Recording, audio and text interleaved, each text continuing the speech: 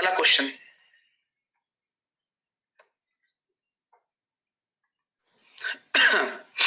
राजेश ने बाजार बेचने के लिए एक थोक व्यापारी से 440 रुपए में 100 संतरे खरीद लिए। राजेश बाजार गया, उसने कहा कि मैं संतरों का व्यापार करूंगा।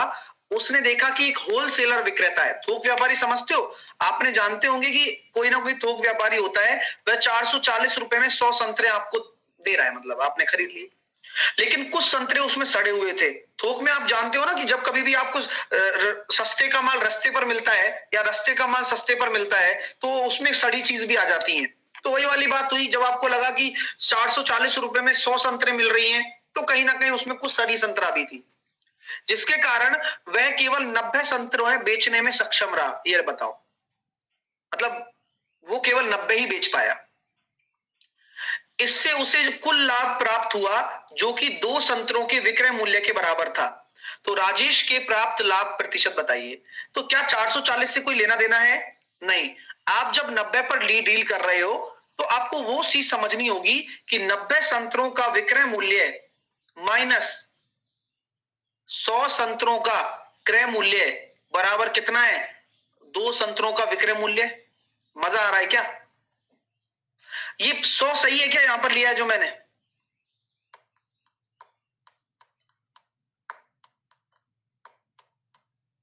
बताओ, क्या जो मैंने यहां 100 लिया है, क्या ये सही है?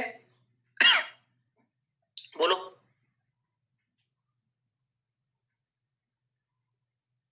अगर मैं बात करना चाहूं तो सही है या गलत है, ये बताओ।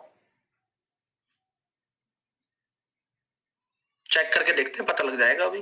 तो मैंने यहां देखा 100 सीपी बराबर कितना आ रहा है? 88 एसपी। सीपी और एसपी का जो रेशो आ रहा है वो कितना आ रहा है? आपने इसको 2 से काटा 44 बार, 2 से काटा आपने 50 बार। आपका प्रॉफिट कितना नजर आया? 6 का 44 के रेस्पेक्ट में इंटू 100, तो 300 बटे 22, 150 बटे 11, और 150 बटे 11 आप करोगे तो आपका कितना निकल कर आ रहा है डियर? बोलो। 150 बटे 11 आप करोगे, सही है ना? हाँ, 150 बटे 11 आप करोगे तो ये आपका निकल कर आ रहा है 13.63, यानी कि जो हमने माना है वो गलत है। तो पहली चीज तो ये थिंकिंग, ये बहुत कॉमन थिंकिंग है, राइट? मैं गलत तो नहीं कह रहा हूं ना, ये बहुत कॉमन थिंकिंग है कि सर हम इस तरह से मान सकते हैं, हमें कौन रोकने वाला है? कॉमन थिंकिंग है। हाँ, लेकिन क्योंकि आप कहोगे सर मैं तो 100 सीपी पे खर्च किया है, लेकिन जो डील हुई है आप ये देखोगे कि यार मेरे को जो भी प्रॉफिट लाभ हुआ है, अगर मैं यहाँ 90 भी लगा देता हूं तो क्या होगा देखते हैं एक बार। अगर मैं यहाँ 90 प्लेस कर देता हूं तो आइएगा, अब थोड़ा सा और लुत्फ उठाइए। तो ये आपका कितना हो गया? 90 सीपी, वेल डन। और एसपी और सीपी का रेशो कितना हो जाएगा? 44 और 45। एम आई राइट? यहां हम कह सकते हैं कि 44 और 45। अब एक का प्रॉफिट हो रहा है 44 के रेस्पेक्ट में हो रहा है इंटू 100। क्या अब सही है? 50 बटे 22 जी, 2.27%। तो यहां से क्या कंक्लूजन निकल कर आया कि जो हम लेते हैं, मैं आपको पहले भी बता चुका हूं कि हमेशा चीजों को जब तक आप ट्राई नहीं करोगे तब तक वो चीजें नहीं होंगी, और ट्राई कर लिया मजा आ जाएगा। तो देखिएगा, 100 संतरे खरीदे हो उसने, कोई फर्क नहीं पड़ता। डील कितने संतरों पर की है? 90 संतरों पर। तो अगर आपकी डील जितने संतरों पर होगी उसी पर ही आप प्रॉफिट और लॉस कैलकुलेट करोगे, और वही आपके सामने। ठीक है डियर? एक बच्चा कह रहा है 440 का यूज, कोई यूज नहीं है, कभी नहीं था। अगर हम इस पहली लाइन को ना लिखूं, इस पहली लाइन को अगर मैं ना लिखूं तो क्या कोई फर्क पड़ेगा? कोई फर्क नहीं पड़ेगा, कोई फर्क नहीं पड़ेगा। छोटा हो जाएगा क्वेश्चन, आपको कंफ्यूज होने के लिए थोड़ा सा समय बच जाएगा कि हाँ कंफ्यूज नहीं होना है मेरे को। ठीक है डियर? चलिए, कोई और तरीका बताऊं इसके अलावा? ये तो हो गया बिल्कुल वो तरीका जो आप अगर डिटेल में जानते हो तो हो जाएगा। एक और तरीका हम देख सकते हैं, जैसे कि सर सेलिंग प्राइस आपको पता है, मान लिया आपने, तो मान लीजिए कि 90 वस्तुओं का, भाई आपने बेची कितनी? 90 ही तो बेची है, 90 चीज ही तो बेची है। हाँ, वो सेलिंग प्राइस किसके बराबर होगा? 440 रुपए में आपने खरीदा था सर, और दो वस्तुओं के सेलिंग प्राइस, दो वस्तुओं का सेलिंग प्राइस वो क्या होता है, सीपी प्लस उसका प्रॉफिट। भाई सेलिंग प्राइस मतलब सीपी प्लस उसका प्रॉफिट ही तो होता है बस। तो क्या हम कह सकते हैं 88 एसपी बराबर 440, एसपी बराबर हो गया कितना 5। तो आपने बताओ, तो आपका कितनी वस्तुएं बेची आपने, टोटल सेलिंग प्राइस कितना है 90 बेची है, तो 450 रुपए आपने सेलिंग प्राइस बना दिया अपना, और कॉस्ट प्राइस कितना था 440 रुपए आपका कॉस्ट प्राइस था।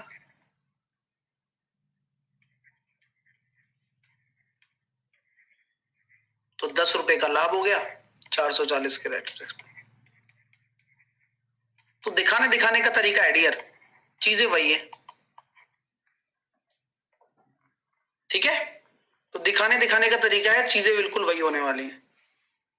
नेक्स्ट, सेंटीमीटर त्रिज्या की 200 एक समान गोलीय गेंदों को पिघलाकर एक गोला बनाया जाता है। इस प्रक्रिया में इतना % बर्बाद हो गया। बड़े गोले की त्रिज्या बताओ, छोटे गोले छोटे छोटे 200 गोले हैं, छोटे छोटे हैं 4/3 पाई, आर की वैल्यू कितनी है 3 × 3 × 3। आप मुझे बताओ बर्बाद किसमें से हुआ है, इसी का ही तो बर्बाद हुआ है। यानी कि ये जो पूरा कन्वर्ट होना चाहिए था बड़े गोले में, क्या पूरा कन्वर्ट हो पाया क्या, इसका केवल और केवल 5/8 ही कन्वर्ट हो पाया। क्यों, क्योंकि सर 37.5 आपका 3/8 होता है, 8 में से 3 बर्बाद हो गया, तो 5/8 ही तो कन्वर्ट हो पाया। अब क्वेश्चन सॉल्व करना बेहद आसान है, अब तो कर सकते हो। तो 25 125 15 आ गया, आर बराबर 15। क्लियर है माय डियर, कॉन्सेप्ट क्लियर हो रहा है, कैसे कर पा रहे समझ में आ रही है, इक्वेशन समझ में आ रही है। 5/8 क्यों आया, क्लियर है ना, क्योंकि जब इतना बर्बाद हो गया तो 8 में से तीसरा हिस्सा बर्बाद है, तो सही कितना है 5वां हिस्सा। इति सिद्धम, काम खत्म। अगला प्रश्न, नेक्स्ट।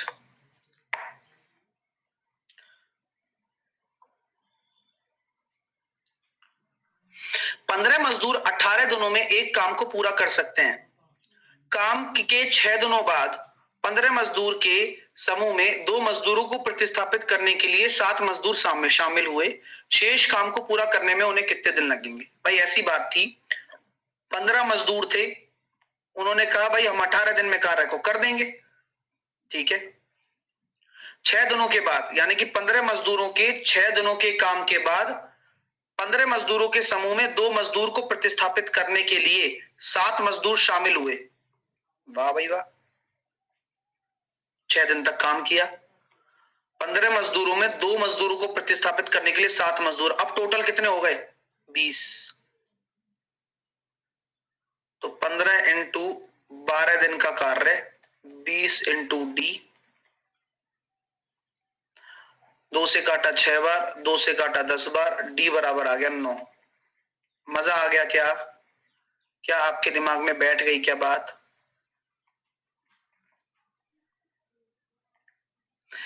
तीन संख्याएं हैं PQR,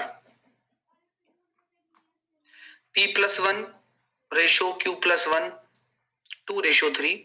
क्या क्वेश्चन है, Q-1 और R-1 4:5 और P और R का योग 55 है, तो बताइए Q का मान कितना होगा। अच्छा क्वेश्चन है, काफी अच्छा क्वेश्चन है, और आपसे पहले आपने ऐसा क्वेश्चन किया ही नहीं है, आपसे हुआ ही नहीं है। एक बच्चा क्या कह रहा है, सर पेड क्लास और इस क्लास में क्या डिफरेंस है, please tell me now. Saurabh difference आपकी सोच का है, कि अगर आप ये सोचते हैं कि पेड क्लास लेने से मैं मतलब एंट्री करते ही मेरे को सब कुछ आ जाएगा, ऐसा नहीं होगा। यहाँ आप पढ़ रहे हो तो आपको लग रहा है कि फ्री पढ़ रहे हैं तो ऐसा पढ़ा रहे होंगे, ऐसा कुछ भी नहीं, सिर्फ सोच का फर्क है ना। क्योंकि फर्क इस चीज का होता है कि हम किस तरह से किसी चीज को डील करते हैं। जैसे आपको डिटेल में पढ़ना है, फाउंडेशन में यहाँ नहीं पढ़ा सकता क्योंकि उसकी डिवैल्यूएशन हो जाएगा, तो वो चीज मैं पेड़ में रखता हूँ और मैं एक ही बैच बनाता हूँ केवल, इसलिए मेरा पेड़ फाउंडेशन बैच होता है। और बाकी सब आप पढ़ ही रहे हो। नहीं बन रहा है। अब क्यों नहीं बन रहा है? क्यों नहीं बन रहा है? ये बहुत प्यारा प्रश्न है। आइए तो मैं कह सकता हूं कि P+1 अपॉन Q+1 बराबर, अगर आपका 2/3 है तो let's calculate P in terms of Q। So 3P+3 बराबर 2Q+2। सो 3P बराबर 2Q माइनस का 1 एंड P बराबर 2Q माइनस का 1/3। ठीक है डियर, कोई दिक्कत? No problem. सो सर अब इसका क्या करोगे आप? मैंने कहा मैं कुछ नहीं करूंगा इसका, मैं सिर्फ और सिर्फ ये देख रहा हूं कि Q-1 अपॉन R-1 का रेशियो कितना है, 4/5। अब मुझे R निकालना है Q की टर्म में, तो R कितना निकल जाएगा भाई? Q की टर्म में निकालो, Q की टर्म में, तो 4Q माइनस का 5, माफ कीजिए, हाँ ये मेथड लगाना पड़ेगा। आपको लगता है कि कोई ऐसी ताकत आएगी या कुछ ऐसा जादू हो जाएगा कि मैं इस क्वेश्चन को कर लूंगा? ना, जो मैं काम कर रहा हूं वही काम जो बच्चे ने किया होगा उसका डेफिनेटली आंसर आया होगा।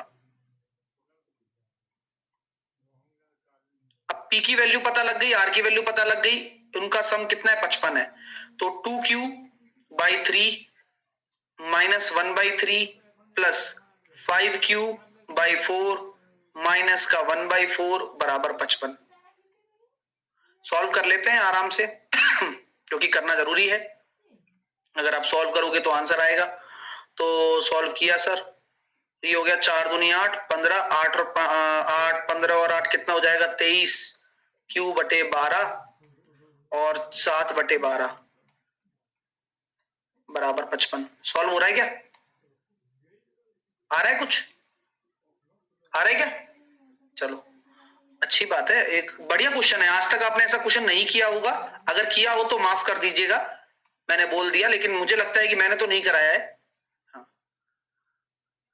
तो यहां हम कह सकते हैं 12×5 = 60, 12×5 = यानी कि 660, 667 और बटे 12, और अगर आप Q से काटेंगे तो Q बराबर आ गया आपका 29। Q बराबर आपका आ जाएगा 29। तो आज हमने ये क्वेश्चन कर लिया है, थोड़ा अच्छा क्वेश्चन है और ये अच्छे पेपर में ही आएगा। मतलब आपको एक हैंड्स, मतलब एक जो होता है ना कि एक बढ़िया पेपर में देखने को मिलेगा, प्रीमियम पेपर में। ठीक है, देखो मैं बताता हूं हम सर कैसे करेंगे, हमें तो आता ही नहीं है। जैसे एक क्वेश्चन कर लिया, अब इससे आपको क्या सीखने को मिला? इस समय आपकी सोच ऐसी होनी चाहिए, आप ऐसे क्वेश्चन का एटलीस्ट प्रोसेस तो पता चल गया क्या, हाँ ऐसे करना है, एक वेरिएबल में लेकर चलना है। अब वो आप डिसाइड कब करोगे? पेपर में मान लो एक क्वेश्चन आ गया, आपके पास है टाइम तो कर लोगे, नहीं है तो छोड़ दोगे। लेकिन ये दोनों ही चीजें डिसीजन लेने के लिए आपको क्या होना चाहिए? पता होना चाहिए कि ये क्वेश्चन आपको किस तरह से सॉल्व किया जाएगा, और वही आप सीख रहे हो। नेक्स्ट, 150 मीटर एक ट्रेन है जो कि 30 सेकंड में 300 मीटर लंबे पुल को पार करती है। ट्रेन 200 मीटर लंबाई और 36 किलोमीटर प्रति घंटा की गति से विपरीत दिशा में आने वाली दूसरी ट्रेन को कितने में पार करेगी? मेरे दोस्तों, मैं पहली ट्रेन की स्पीड निकाल सकता हूं क्या? 450/30 निकाल दिया, और ये कितनी निकल कर आ गई? 15 मीटर पर सेकंड।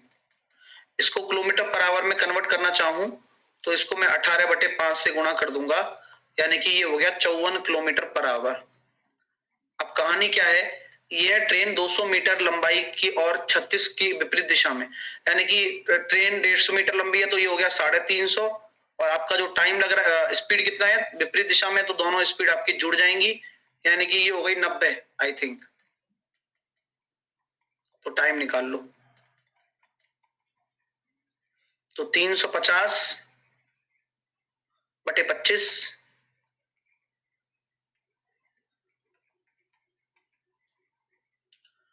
14 सेकंड, बस हो गया। ऐसे करना था। नेक्स्ट, बहुत अच्छा किया यार, मतलब आप लोगों ने, मतलब मैंने इतने बच्चों को बताया भी नहीं था आज क्लास का, लेकिन फिर भी आपने जो शेयर किया है, थैंक यू सो मच कि आपने मतलब इतना शेयर किया जिससे कि सभी बच्चों को पता लग पाया। चलिए नेक्स्ट क्वेश्चन आपके सामने है।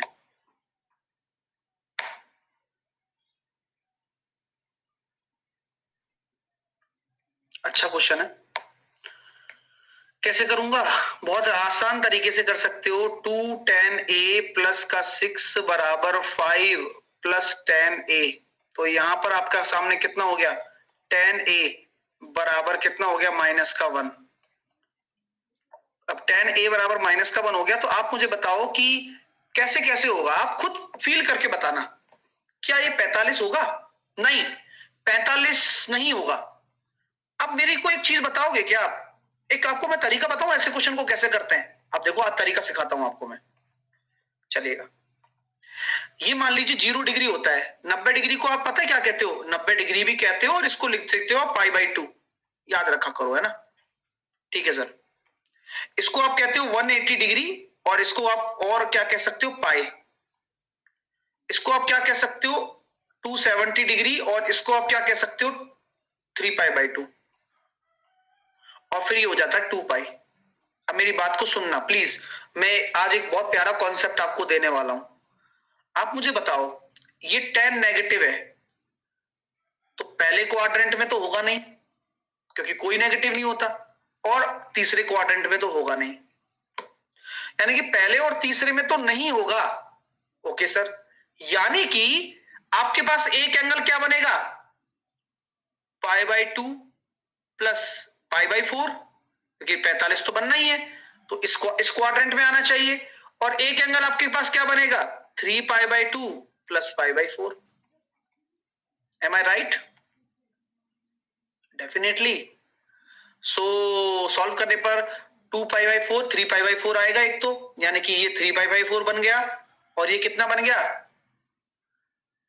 7π/4।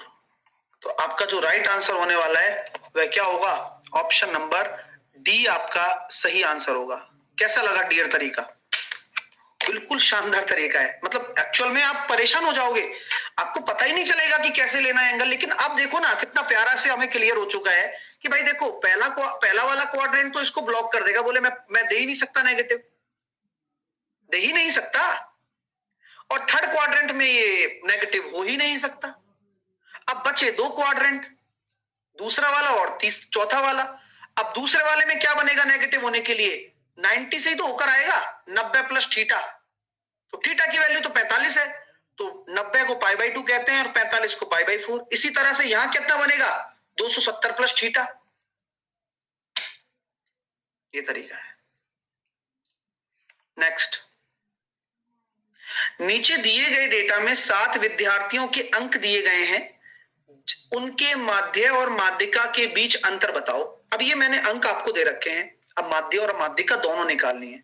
तो सबसे पहले हम इसको असेंडिंग ऑर्डर में लिखेंगे। तो सबसे छोटा क्या है? 520, उसके बाद आपका 550, उसके बाद आपकी बात करता हूं 670, और उसके बाद 680, फिर 700, और फिर उसके बाद 790 और 850।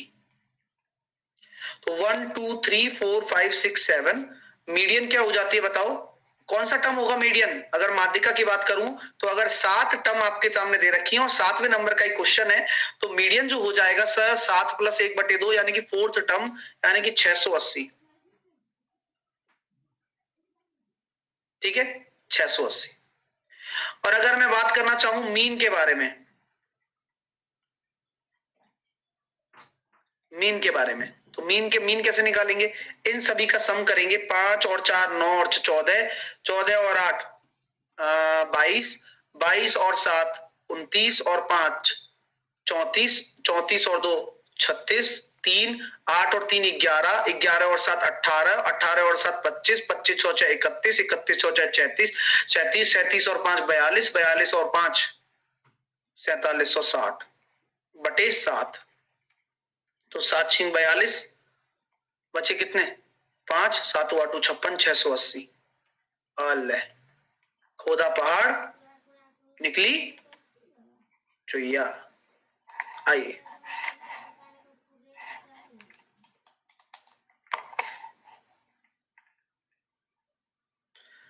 यहां पर कितनी सारी लड़कियां होंगी, इनमें से कितनों का नाम चुईया होगा घर पे? बहुत सारों का होता है।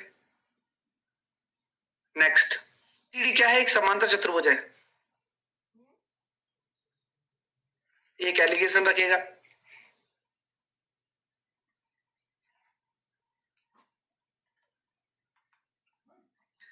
A B C D.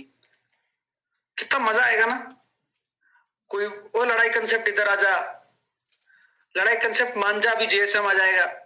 है एक परपेंडिकुलर रख दो, एक का पैरेलल रख दो, नाम ही नाम है। कोई ज्यादा विदेशी होगा तो फॉर्मेट रख देगा।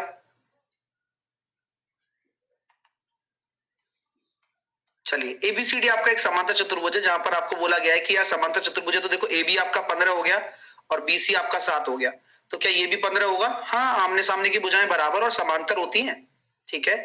और एसी आपको दे रखा है यहाँ पर कितना, 4√22। अब देखो यहां से एक प्यार सा कॉन्सेप्ट निकलेगा,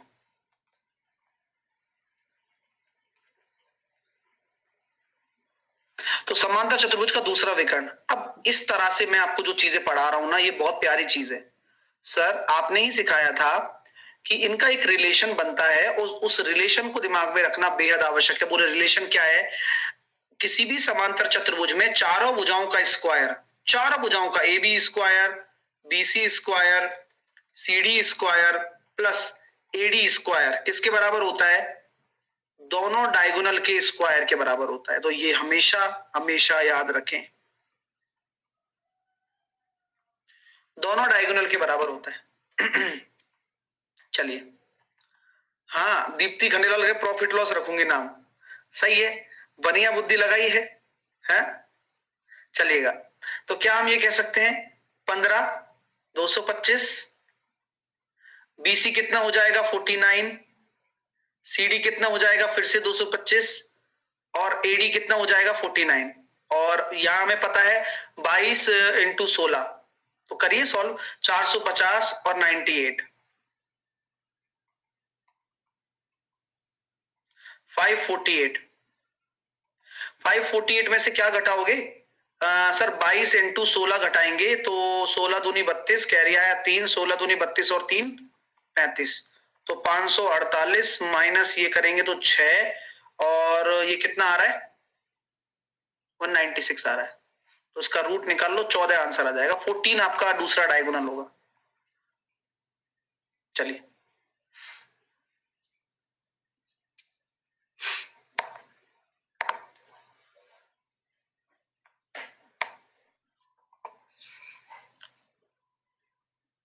दो पुरुष हैं ए और बी, उनके बीच की दूरी इतने ए और बी 0.50 किलोमीटर के घुमाव वाले मैदान में 6 किलोमीटर के रेस में दौड़ते हैं। उनकी गति का अनुपात दे रखा है, तो विजेता अन्य को कितनी बार पार करता है? आराम से कर सकते हो भाई। 0.5 किलोमीटर के घुमाव में 6 किलोमीटर की रेस दौड़ते हैं, तो आपको मैं एक अच्छा तरीका बताता हूं कि मुझे बताइए 6 किलोमीटर में 0.55 के कितने चक्कर आप लगा दोगे? 12 राउंड। अब 12 राउंड में अगर उनकी स्पीड दे रखी है आपको 5:4, स्पीड का रेशो कितना है? 5:4 है। तो मैं आपसे कह सकता हूं कि ए अगर 5 चलेगा तो बी उसमें कितना चलेगा? 4 चलेगा। अगर ए 5 चल रहा है तो बी कितना चलेगा? ए अगर 5 राउंड कवर कर रहा है उस समय में, तो बी कितना करेगा? 4 राउंड कवर करेगा। तो हम ये कह सकते हैं कि भाई साहब जो जीतने वाला विजेता है, जो कि ए जीत रहा है, अन्य को कितनी बार पार करता है? बोलो। केवल 2 बार ही कर पाएगा, एक तो 5वीं बार और एक 10वीं बार, एक 5वें राउंड में और एक 10वें राउंड में। चीजें क्लियर है? क्योंकि हर 5वें राउंड और हर 5वें राउंड में वे एक दूसरे को पकड़ेंगे, ठीक है। यानी कि क्या हम कह सकते हैं कि ए अगर 5 राउंड कवर करेगा तो बी 4 राउंड कवर करेगा। ऐसा इस तरह से भी है कि एक एलसीएम भी तो निकल रहा है ना। आप एक एलसीएम कॉन्सेप्ट लगाते हो, तो एलसीएम कॉन्सेप्ट के हिसाब से आपको पता है कि 20 आपका एक ऐसा स्पीड है जहां पर वो पकड़ा जाएगा, ठीक है। तो यहां आप ये कह सकते हो ना मेरे से कि सर ये कहानी बिल्कुल सही नजर आ रही है, जो इन दोनों के मल्टीप्लाई पकड़ा कब जाएगा? बताओ, एक दूसरे को कब पकड़ेंगे? वो तभी पकड़ेंगे ना जब दूरी बराबर होगी।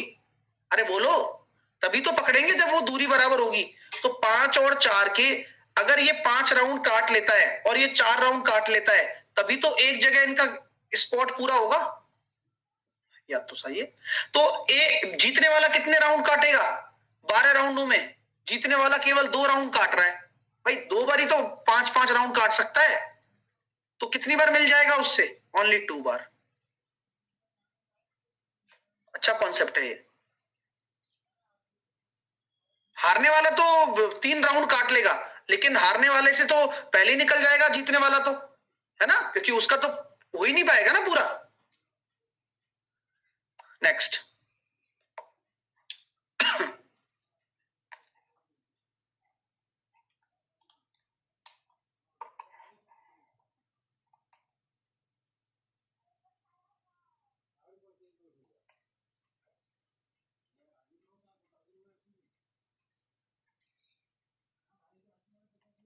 तो ये आपके सामने शर्त है कि x into y, x minus y बराबर 2, x माइनस वाई बराबर 2 अपॉन एक्स वाई। आपको पता है कि आपको 8 निकालना है, तो दोनों तरफ मैंने क्यूब कर दिया, तो x cube plus y cube या माइनस वाई क्यूब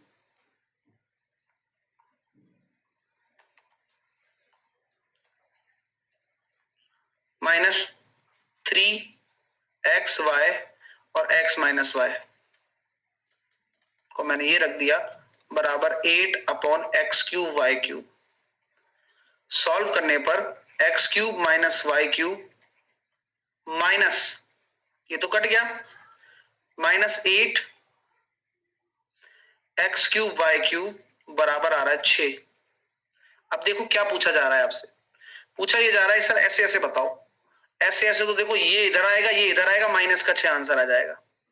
क्योंकि समझ रहे हो ना कि ये पॉजिटिव है, ये नेगेटिव है, यहां ये पॉजिटिव है, ये नेगेटिव है, तो उल्टा है, तो सब कुछ उल्टा कर दो। ठीक है।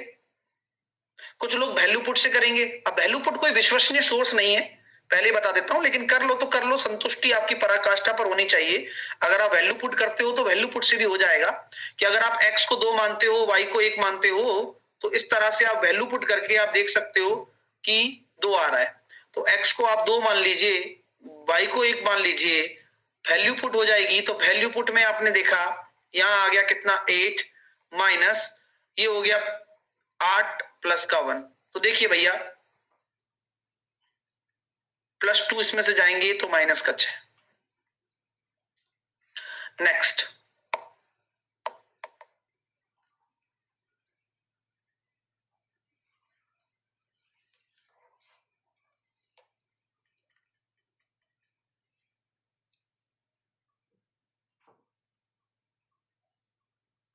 मेरा दोस्त फाउंडेशन बैच शुरू से मेरी प्रोफाइल में मिल जाएगा आपको, है ना, कंप्लीट मिलेगा, चिंता ना करो, और नया भी आएगा वो भी मिलेगा, और जो बाकी टीचर्स के चल रहे हैं वो भी मिलेंगे।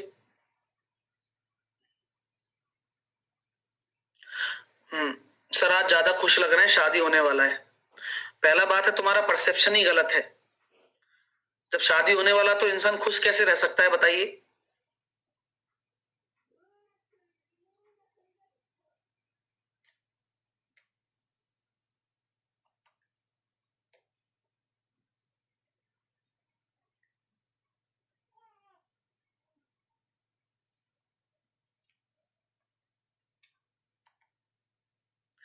दो बर्तन ए और बी हैं। बर्तन ए में 60 लीटर शुद्ध दूध और बर्तन बी में 28 लीटर शुद्ध पानी है। बर्तन ए से 8 लीटर, उपासना एक क्वेश्चन का आंसर नहीं आता है, लड्डू फूटने नहीं फूटने ये सब दिख जाता है। चलिए, बर्तन ए और बी है, यहां पर आपसे बोला गया है 60 लीटर आपका क्या है, प्योर मिल्क है, प्योर मिल्क, ठीक है। और एक बर्तन बी है जहां पर आपका प्योर वाटर है। प्लीज क्वेश्चन समझिएगा।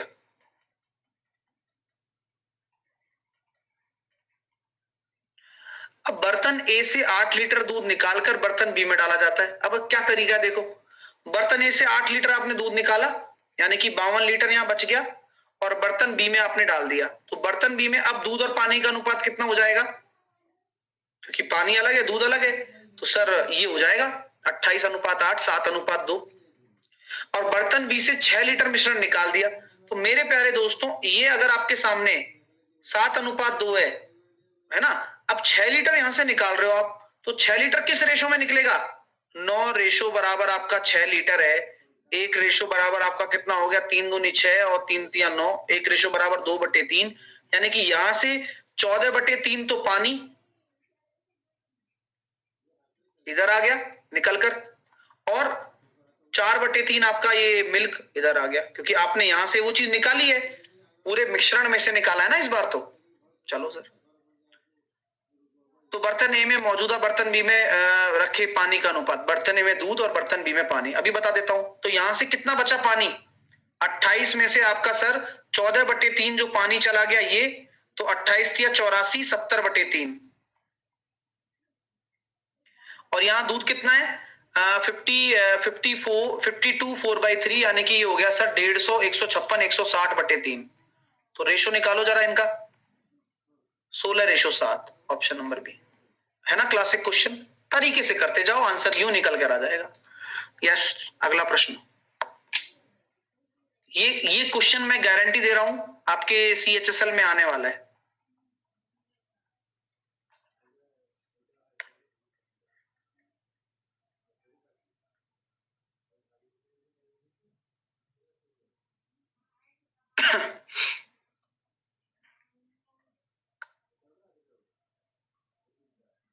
और मैंने ये डायरेक्टली बताया था, इसका आंसर क्या होता है, 2 होता है। सॉल्व करने की आवश्यकता है नहीं, वैसे करना चाहें तो कर सकते हैं। ठीक है, कैसे करेंगे सर, दोनों तरफ अगर मैं कॉट ले लेता हूं, क्योंकि कॉट A माइनस बी अगर आप लगाना चाहते हैं तो वही दोनों तरफ कॉट लेने पर क्या हो गया, ये तो आपका 1 हो जाएगा। और कॉट A माइनस बी कितना होता है, cot A into cot B plus का 1 upon cot B minus cot A बराबर 1। सॉल्व करने पर आ रहा है cot A into cot B plus का 1। हाँ, जो 0 और 45 रख रहा है, एक बार आंसर निकाल के बता दे भाई, जरा फटाफट बता, फटाफट। 0 और 45 रखने वाला आंसर निकाल के बता दे और इनाम ले जा।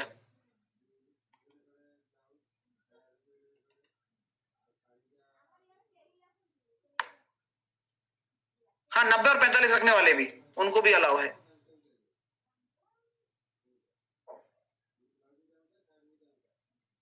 तो चीजें वही है कि भाई आपको जो समझ में आ रहा है वो आप करें पहले, है ना। वो 10 वाले में लग जाता है, वो लग गया, बस वही है ना कि वैल्यू पुट एक ऐसा तरीका है, लग गया तो लग गया। ठीक है, 90 माइनस 45 रख देने। चलो, तो मत रखो, है ना, अब आराम से देखो, सॉल्व करने दो, सॉल्व कर लेते हैं अपन। तो ये हो गया cot A cot B plus 1 बराबर cot B minus cot A। अब मैं आपसे कहता हूं कि सर आप इसको लिख रहे हो, तो इसको आप ये लिख सकते हो cot B minus cot A minus, इसको एक तरफ लेकर आ गया मैं, कॉट A कॉट B बराबर 1। Any problem, no. अब कुछ कर सकते हैं क्या, कुछ कॉमन वॉमन ले सकते हो, ले सकता हूं क्या, अगर मैं यहां से लेता हूं 1 कॉमन ले लेता हूं, तो यहां से हमारे पास क्या बन जाएगा, 1 माइनस कॉट A बन जाएगा। या फिर मैं कॉट B यहां से कॉमन ले लूं, तो देखो कॉट A को साइड में रख देते हैं, कॉट A को आप साइड में रख दो, और यहां से आप क्या ले लो, कॉट B को ले लो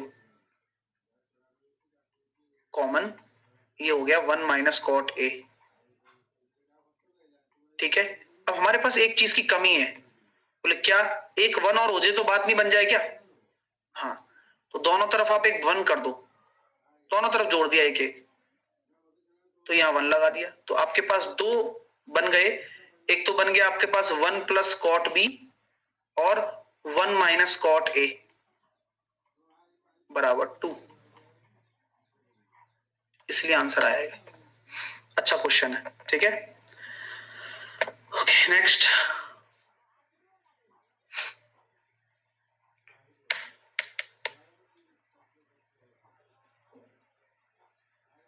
सर भाभी जी कैसे हैं, फोटो बता दो। तुम मेरे को बता दो भैया, हम भी देख लें।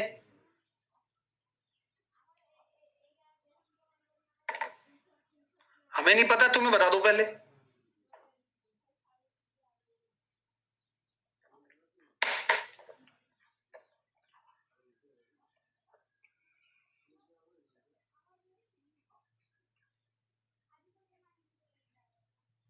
सुबह से शाम तक यही बातें हैं, पता नहीं एग्जाम निकालना है कि सर की भाभी जी लानी, पता नहीं।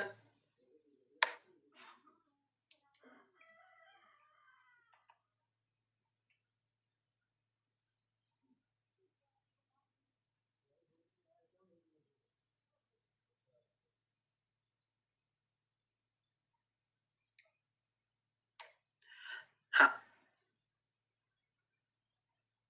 साधारण ब्याज की कुछ दर पर 3 वर्षों बाद 15,000 रुपए का मूलधन इतने रुपए हो जाता है। 2 वर्षों के बाद समान धनराशि पर समान दर से साधारण ब्याज और चक्रवृद्धि ब्याज का अनुपात बताइए। बताइए, अच्छा क्वेश्चन है।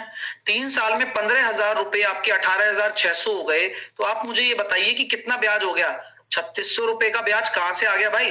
3,600 रुपए का ब्याज 15,000 रुपए के हिसाब से अगर आप कैलकुलेट करते हो 3 साल का, तो मैं यहाँ साफ साफ ये स्थिति दिखा रहा हूं कि अगर मैं इसको काट देता हूँ 15×45 और इसको मैं कर रहा हूँ 9×45, 9×4=36, तो ये हो गया 8% नगद। रेट आपकी कितनी हो गई, 8%।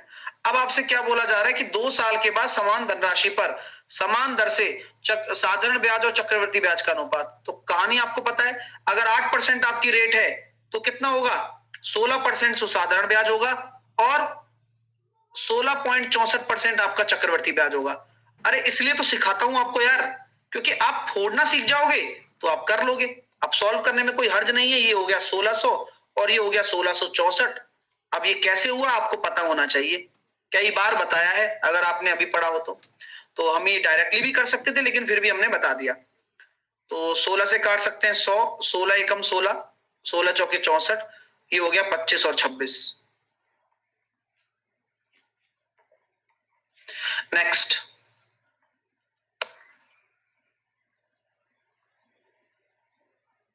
सीआई कैसे कैलकुलेट किया। भाई 2 साल का सीआई सक्सेसिव से निकाला जाता है। अगर आपको कभी भी फ्रीक्वेंटली अगर आप पढ़ रहे हो तो कभी भी मैं पढ़ता दिखाऊंगा ना, तो ये चीज पहले बताता हूं।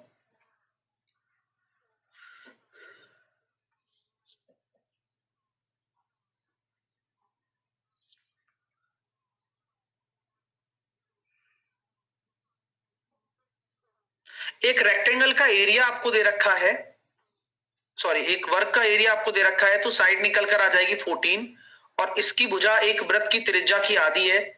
ओहो, यानी कि इसकी भुजा एक वृत्त की त्रिज्या की आधी है, तो वृत्त की त्रिज्या हो गई 28। वृत्त की परिधि एक आयत की चौड़ाई के बराबर है, यानी कि परिधि कितनी हो जाएगी, सरकमफेरेंस। तो सर 44 होता है 7 होने पर 44 चौके 176, तो इसका सरकमफेरेंस है और ये किसके बराबर है, आयत की चौड़ाई के बराबर है। ये विड्थ को वी कहते हैं और आयत का परिमाप आपका 712 है। तो 2 इंटू लंबाई प्लस चौड़ाई बराबर आपका कितना है, 712। आपको चौड़ाई पता लग गई है, आप लंबाई प्लस चौड़ाई 2 से काट सकते हैं, 350 और 356। और अगर आप लंबाई निकालना चाहते हैं तो 356 में से आप क्या घटा दें, अपना 176 घटा देंगे तो आंसर निकल कर आ जाएगा। तो अच्छा तरीका है ना डियर, कितना मतलब अच्छे से सॉल्व हो जाता है अगर आपको डेटा पता हो, वरना कौन निकालने बैठ रहा है इसका 176। इसलिए कहता हूं चार्ट को याद करते रहिए। भाई रेडियस पता है तो सरकमफेरेंस तो निकाल ही सकते हो ना, 2πr से निकालोगे, टाइम लगेगा, पता होगा तो डायरेक्टली लिख दोगे। ये सीखना है। नेक्स्ट,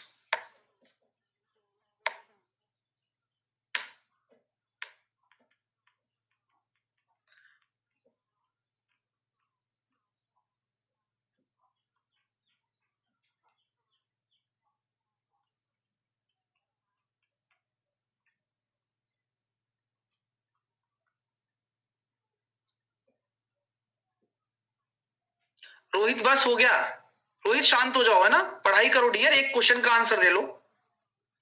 तो यहाँ कितना आ रहा है सर, 15 चौके 60, यानी कि ये हो गया 6 की पावर 4, और इसी तरह से हमने इसको देखा तो ये कितना निकल कर आया, 0 से 0 काट दिया और ये 36 की पावर 4 हो गया, और 27 इंटू 8 216 की पावर 4, और ये 6 की पावर क्वेश्चन मार्क बाई 4।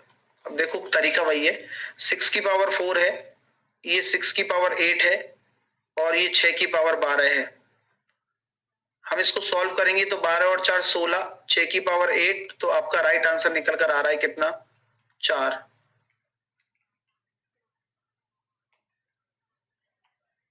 सी आएगा। ठीक है, चीजें क्लियर हैं, तो सी आपका राइट आंसर आने वाला है। नेक्स्ट क्वेश्चन करके बताएं।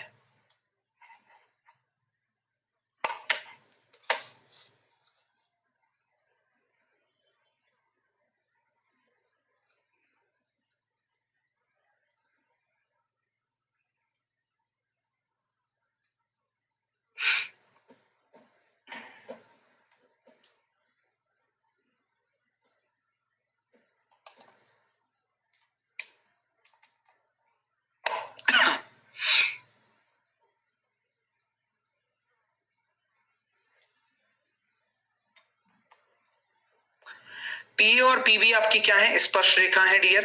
ठीक है, पीएबी आपका कितना है, पी एपीबी माफ कीजिए, ये आपका 30 है, और ये कितना हो जाएगा फिर, बोलो पता है आपको, ये 90 होता है, ये 90 होता है, ये क्वाड्रिलेटरल है, ये आपका 150 हो जाता है, तो ये वाला कितना हो जाएगा 75। देखते ही बना सकते हो। नेक्स्ट,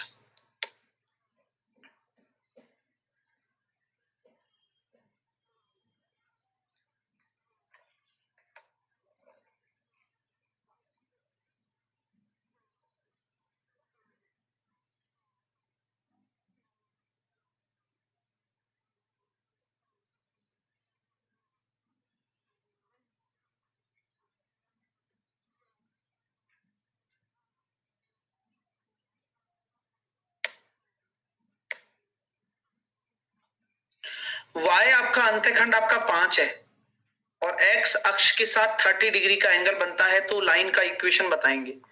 अब y अंतःखंड क्या होता है, डू यू नो? हाँ देखो, आपके सामने x आपका बोला गया है, y अंतःखंड क्या होता है ये आपको जानना है। जैसे कि y बराबर mx प्लस c है। y अंतःखंड का मतलब क्या है कि भाई आपके सामने 30 डिग्री है, तो 30 डिग्री का कोण बना रहा है, यानी कि मैंने आपको पहले ही बोला था कि tan थीटा वही होता है जो स्लोप होता है। तो यहाँ पर आप tan 30 की वैल्यू जो निकालोगे वही आपका स्लोप कहलाएगा, यानी कि स्लोप आपका कितना आ जाएगा 1/√3। पहली बात तो प्लस पढ़ाई कर लो डियर, है ना, फालतू बातों में ज्यादा ध्यान है, और ये मैं 2-3 बार नोटिस कर चुका हूं।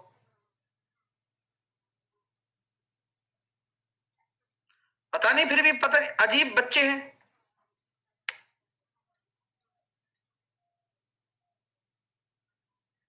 चलिए, तो यहां पर आ गया। ठीक है, तो क्या हम यहां कह सकते हैं कि भाई ये y बराबर mx प्लस सी है, यहां पर m आपको पता है। अब y अंतःखंड क्या होता है, y अंतःखंड आपका 5 है, इसका क्या मतलब है, y अंतःखंड 5 का मतलब है x बराबर 0 रखने पर y की वैल्यू 5 होगी। लिखो लिखो लिखो, y अंतःखंड आपका 5 है, इसका मतलब x बराबर 0 रखने पर y की वैल्यू 5 होगी, और अगर यहां रखोगे ये तो c की वैल्यू कितनी निकल कर आ गई, 5। ठीक है, चलिए, तो यहां से हमारी इक्वेशन बन गई, क्योंकि आपको पता है y बराबर m कितना है 1/√3, और x तो x ही रहेगा।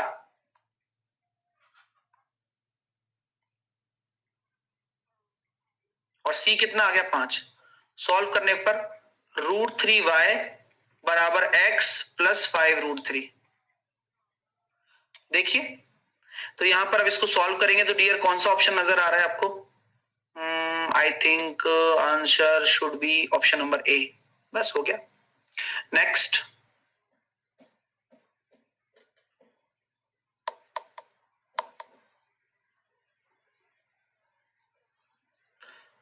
अजीब जानवर है, कितना भी खाए भूखा ही रहता है।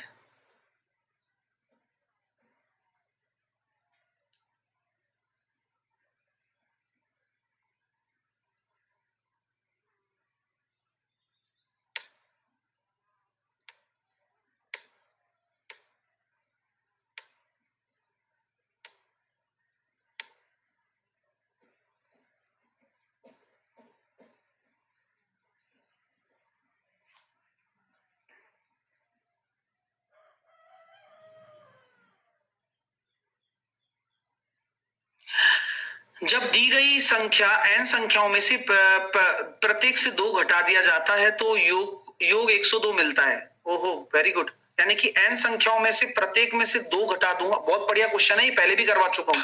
और जब प्रत्येक में से 5 घटाया जाता है तो योग आपका 12 मिलता है। तो n संख्याओं का औसत कितना होगा? तो ये तो पहले भी हम करवा चुके हैं। कॉन्सेप्ट की बात है, यानी कि मान लिया मैंने x है उनका योग, तो हर किसी में से 2 घटाएंगे तो 2n का इतना घट जाएगा, तो आपका जो सम आ रहा है वो 102 आ रहा है। इसी तरह से x आपका योग है और 5 5 5 5 सब में से घटाएंगे तो आपका कितना बचेगा? 12। तो यहां से अगर आप देख रहे हैं तो आपका जो 3n बराबर कितना आ रहा है? 90, और n बराबर कितना आ गया? 30। यानी कि आपकी संख्या निकल कर आ गई 30। तो आप x निकाल दो ना, तो सम निकालेंगे तो कितना आ जाएगा? 30 दूनी 60, 162, और संख्या कितनी है? 30। तो औसत भी निकल कर आ गया। मजा आ गया डियर क्वेश्चन में? काफी अच्छा क्वेश्चन है, और ऐसे क्वेश्चन तो वैसे भी दिल को छू जाते हैं। ठीक है, चलिए नेक्स्ट। x आपकी कोई संख्या का सम है। भाई आपसे मैं यही कहूंगा, देखो मान लो एक एग्जांपल देता हूं। n संख्या है, मान लो n संख्या है। अब मैं कहता n बराबर 2 है, तो हर किसी में से 2 घटाओगे तो कितना घटेगा? 4 ही तो घटेगा, 2 दूनी 4। अगर मान लो संख्या 3 है तो कितना घटेगा? 6। तो 3 दूनी 6। तो इसलिए मैंने क्या किया, कोई x कुछ भी मान लिया, कोई कुछ तो होगा x, कुछ संख्याएं हैं तो उनका सम भी तो होगा टोटल, और हर किसी में से 2 घटाना है। तो यही तो होता है कि 2 n संख्याओं में से घटा दिया तो 102 आना चाहिए। इसी तरह से 5 5 5 5 n संख्याओं में से घटा दिया, 12 आना चाहिए। अब सॉल्व कर लो। एक बच्चा कह रहा है सर 162 कैसे आया? सर एक बार आप n बराबर 30 रख दो यार, है ना? मतलब कैसे निहाल करोगे खुद को, ये बताओ पहले। मतलब कुछ तो करो सर। हाँ,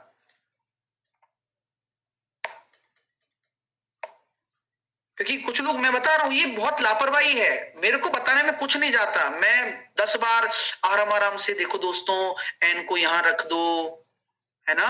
नहीं रखा जा रहा, देखो देखो रखो, फिर भी नहीं रखा जा रहा है क्या? यहां रखो 30, 30 दूनी 60, 60 को यहां जोड़ेंगे, इससे तुम्हारा दिमाग स्लो हो जाएगा। तो ये काम नहीं करना है मेरे को। आप अगर सीखने आए हो तो मैं उसी मोड में आपको पढ़ा रहा हूं। चलिए,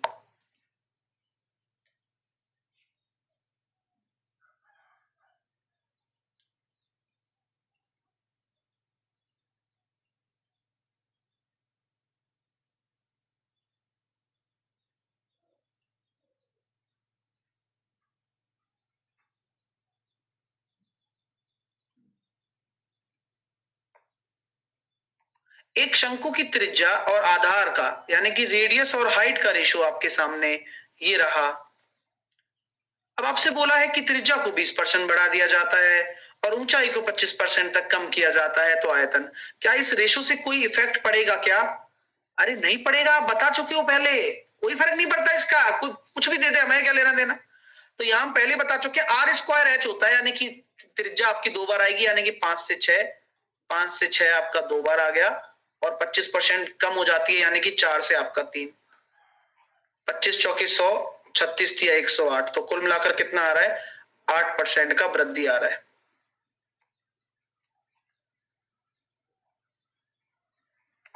नेक्स्ट,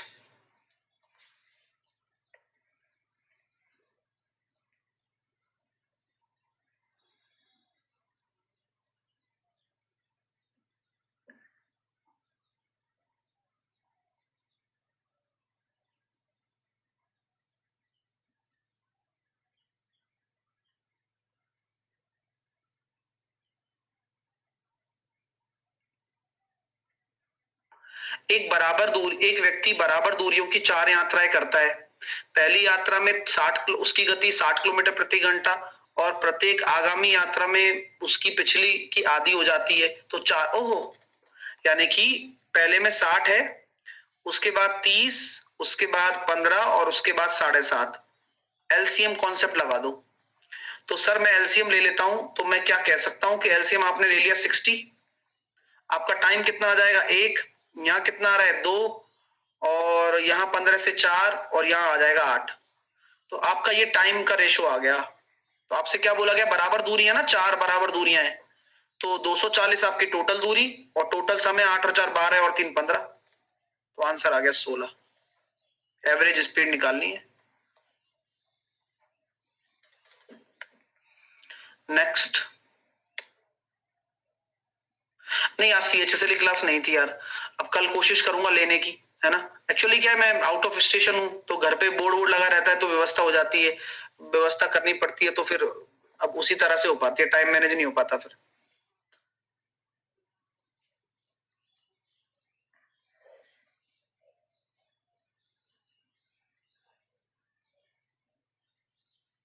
हाँ, आज सुबह क्लास ली थी ना मैंने, करी थी कहीं से बोर्ड की व्यवस्था, क्लास ली थी, फिर क्या करता।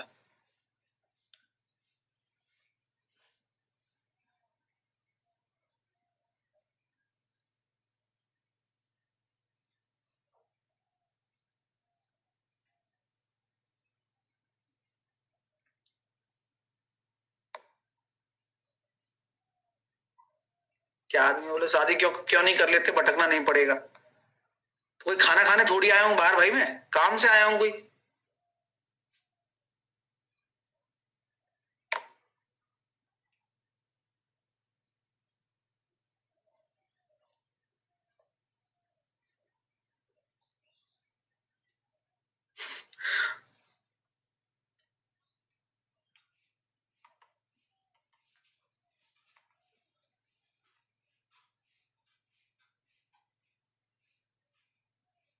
मतलब ये वही वाली बात है, कहीं लग गया, कहीं रेलवे वेलवे में लग गया, तो बोले सर दो एक पटरी पे आदमी खड़े थे, एक पटरी पे 6 आदमी खड़े थे और दूर से दिख गए थे, तो मैंने 2 आदमी को मारना उचित समझा। बोले क्यों भाई, तूने ट्रेन क्यों नहीं रोकी। वो दिमाग में नहीं आया सर, वो दिमाग में नहीं है। अब वो हमने सोचा कि 2 4 नहीं मारता हूं, 2 ही मारता हूं।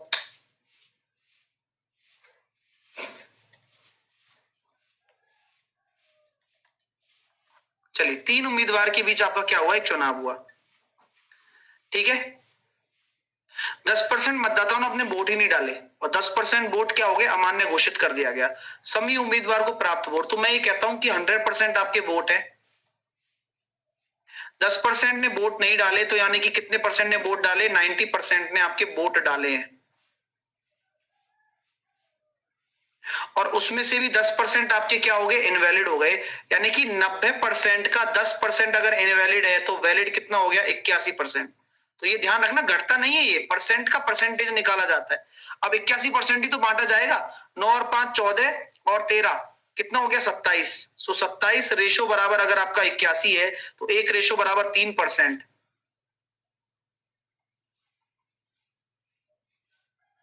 तो वोट ना देने वालों की संख्या 300 है, तो अधिकतम वोट प्राप्त करने वाले और न्यूनतम वोट प्राप्त करने वालों का बीच का अंतर बताइए, अभी बताता हूं। तो वोट ना देने वाले कितने थे डियर, 90% वोट कास्ट हुए हैं और 10% ने वोट डाले ही नहीं है।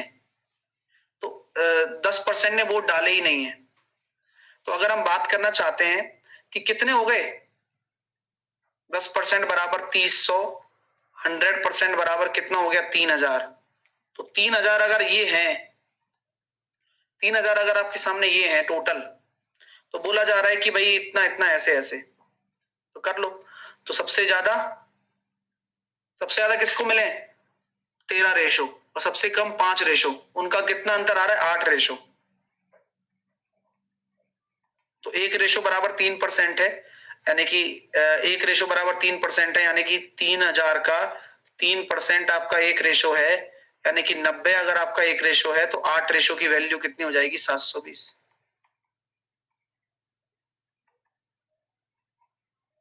नेक्स्ट। एक क्या बोला, 1 मिनट रुको, इसको बताता हूं। ये आपकी डीआई है और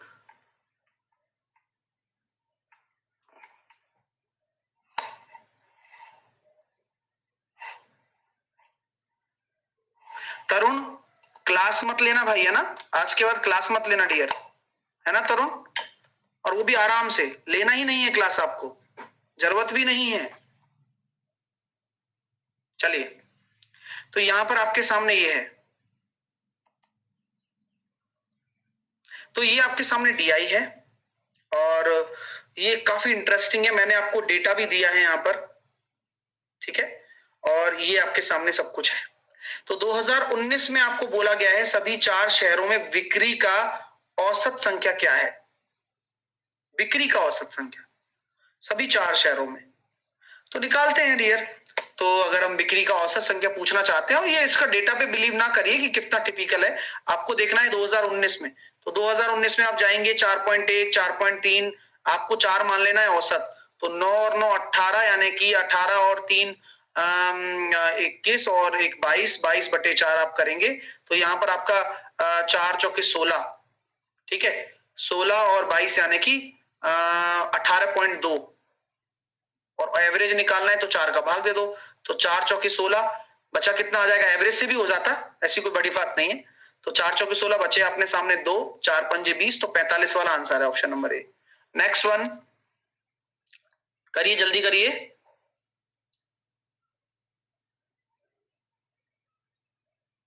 किस वर्ष में बिक्री सबसे अधिक हुई है? तो आपको हर ईयर का ऐड करना है और फिर आपको पता लगाना है कि किस साल बिक्री सबसे ज्यादा हुई है। तो जैसे ही आप हर साल का ऐड करेंगे, तो 2016 का ऐड करने पर 4 5 9, 9 और 3 12 और 4 16, 16 और 9 और 2 11, 17.1 और 5 17.6। तो 2016 में आ रहा है 17.6, इसमें आ रहा है 16.3, 18.1 और 18.2। 2019 आपका राइट आंसर हो जाएगा। नेक्स्ट, किस शहर में बिक्री का प्रतिशत सबसे अधिक है और किस वर्ष में है? किस शहर में, हाँ, बिक्री का प्रतिशत सबसे अधिक है और किस वर्ष में है? तो सेल्स का प्रतिशत 2016 में कितना था? 17.6।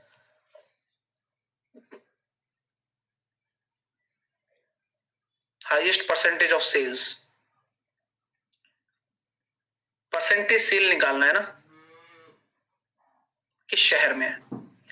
तो सिटी 1 2019, तो सिटी 1 में देखता हूं ऑप्शन नंबर ए के हिसाब से सिटी 1 में कितना है?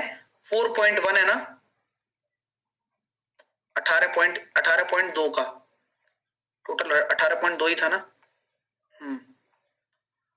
ऑप्शन नंबर बी के हिसाब से सिटी 3 और ईयर कौन सा है? 2016, 5.2 और 2017.6 था। ऑप्शन सी में सिटी 2 2018, 4.2 और सिटी 2 2018, 18.1। और ऑप्शन नंबर डी में आपको देखना है सिटी आपके सामने क्या है? 4 2017। तो समझ में आ रहा है ना, कॉन्सेप्ट समझ में आना चाहिए ना। हो सकता तो आप पेपर में इसको छोड़ सकते थे, डीआई को नहीं, इस क्वेश्चन को, लेकिन कॉन्सेप्ट पता आना चाहिए भाई, लैंग्वेज तो पता चले। तो 4.6 और सिटी 4 का कितना है? 16.17 में 16.3। अब सॉल्व करने में काफी भारी पड़ेगा ये, ठीक है, लेकिन क्वेश्चन काफी अच्छा है, मतलब पढ़ के कर सकते हो। आपको निकालना है सबसे अधिक प्रतिशत, कहां निकल कर आएगा? काफी क्लोज भी लग रहे हैं सारे। तो option number I think B आना चाहिए अगर आप कैलकुलेटर यूज कर रहे हैं तो, वैसे लेंदी होगा काफी। नेक्स्ट क्वेश्चन देखिए कैसे आएगा आंसर। किस शहर में सबसे अधिक बिक्री हुई? ये आप ऐसे ही कर सकते हो, सबको जोड़ रहे हो आप और सबसे अधिक बिक्री निकालनी है, तो इनको आप कॉलम से जोड़ लो। अब अरे कॉलम से जोड़ना है ना। तो सिटी 3, सिटी 4, सिटी 1, सिटी 2, तो 4 और 3 7 और 3 10 और 4 14, 14 और 10 15, 15.8, और ये हो जाएगा अपने पास, ये नहीं बैठ रहा, 5 और 4 9, 9 और 4 13 और 4 17, 17 और 9 और 9 18 का 1 18, 18.8 और 5 यानी कि 19.3, यही ज्यादा है सिटी 3, ठीक है। हाँ, तो ये अच्छे क्वेश्चन है सारे के सारे। शनिवार का प्लानिंग पूरा पता है ना? इस शनिवार काफी कुछ खास होने वाला है।